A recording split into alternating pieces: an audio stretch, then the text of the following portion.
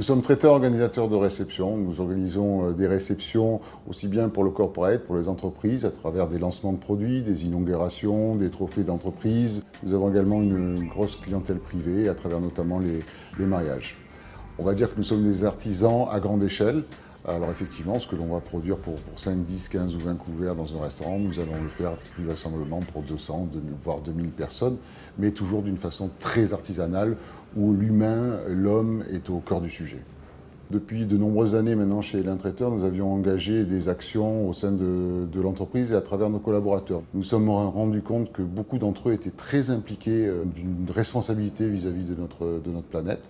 De ce fait, nous avons créé un comité de développement durable qui recense un petit peu les actions réalisées dans les entreprises, dans l'entreprise en termes de RSE et développement durable, mais surtout qui apporte de nouvelles idées de façon à ce que nous rentrions également dans de nouvelles actions et de nouvelles améliorations en ce sens. Et donc toutes les actions qui sont liées à la RSE, c'est un axe de progrès pour l'entreprise parce que ça apporte un autre regard. Quand on parle de RSE, c'est pas que trier les déchets et que l'environnement, c'est aussi avoir une entreprise qui est pérenne, qui se développe dans le territoire et qui draine des emplois, qui favorise des fournisseurs locaux. Donc il y a toute une notion économique. Une de nos actions principales sur laquelle on a déjà commencé à travailler, c'est de pouvoir valoriser nos fournisseurs locaux. On leur demande, on est assez exigeant au niveau développement durable avec eux et en contrepartie, on utilise la notoriété d'Elin Traiteur pour les mettre en avant.